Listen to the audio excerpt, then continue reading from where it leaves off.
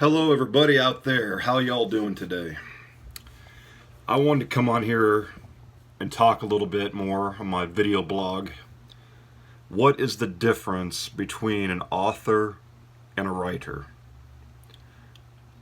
Well, a writer is a general term. You could write music, screenplays. You could write books, you could write wrongs, you could write poetry. So I call myself an independent author. Not only that, an underground independent author. The underground part comes from, well, I'm not well known. And I have been told by several people who've read my books that I'm an underground author. Because my topics aren't what everybody else writes. I mean, yeah, I write about horror, I write about paranormal stuff, but it's different, and they call it very unique, which makes me happy to hear, because I want to be unique, I want to be different, I want my writing to stand out.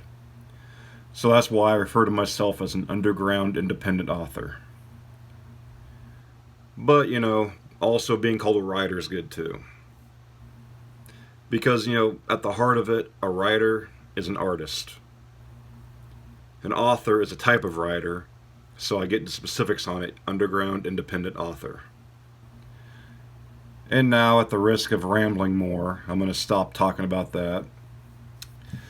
I'm going to talk a little bit more about what I write.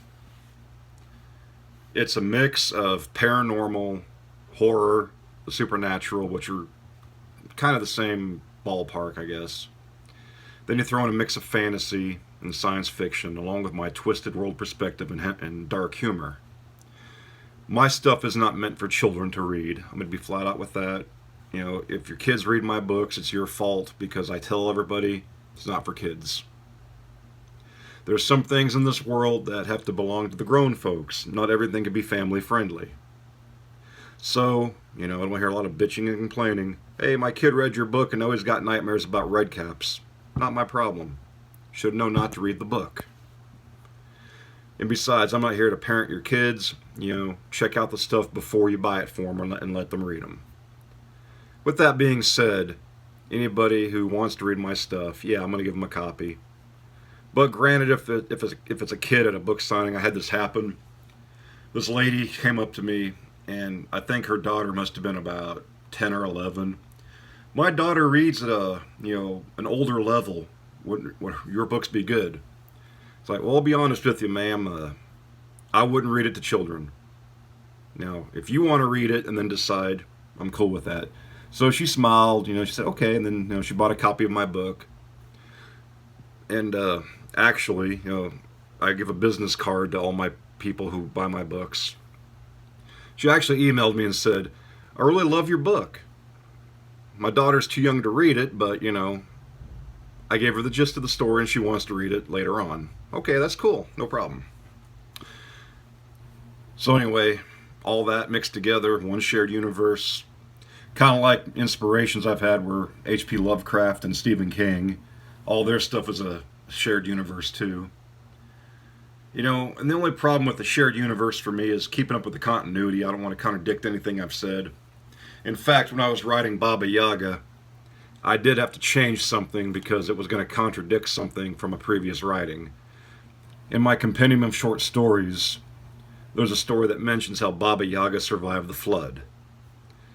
Well, the story I was writing for the book Baba Yaga, that wouldn't have made sense.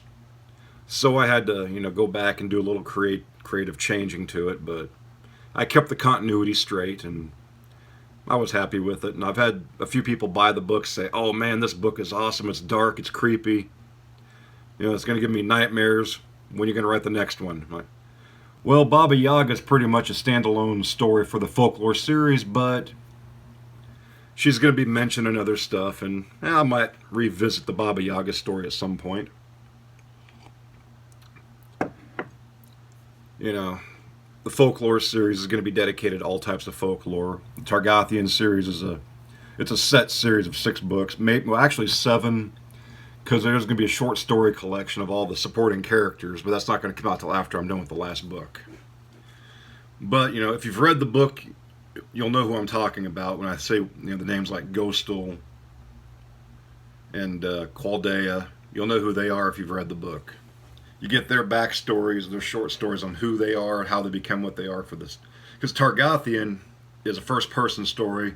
It's not going to be from anybody's perspective but the title character. But other stories are going to be third-person, which,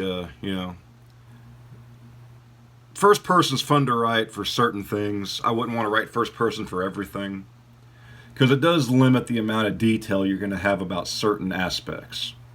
Everything from a first person is from that character's point of view, so you don't hear the motivations for why the other people are doing what they do. You only know from the point of view of the guy who's from his perspective. But, that doesn't always work for me. Like right now I'm writing The Demon Cloak of Hanael. And, it's a third person. It's going back and forth between the title character, and the, there's really no lead antagonist. It's kind of like, there's several antagonists. Kind of changes throughout the story here and there. Like, this guy's the bad guy, but now this guy's the bad guy. No, he's a bad guy again. Well, I don't want to get too much detail on it. I'll start rambling again, but the book will be ready and published by September of this year, 2018, because I want it at my next book signing in October. We're going to have another one, the All Hallows reading. I'd like to get the same authors who were involved before, We're all going to have horror stories and stuff to promote and sell. And I might even arrange a reading.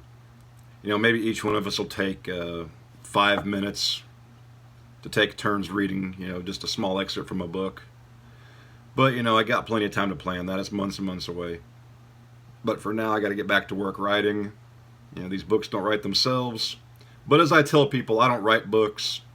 I see into a parallel reality, and I write what I see. Mm-hmm. Because there is a theory that says every book, every movie, any type of story, it exists for real somewhere out there in the multiverse in another universe. That being said, that means 3 things to me. Number 1, Star Wars is real somewhere.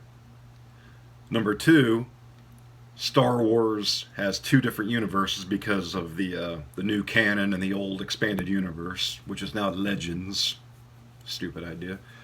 And the third thing, my books are real somewhere. And if that's true, oh God, I feel so sorry for some of these characters that, the stuff I put them through. Or rather, the stuff they're going through that I'm writing down, however you want to look at it. But, okay, enough of that crap. Everybody have a great day. I got to get back to work. Be seeing you.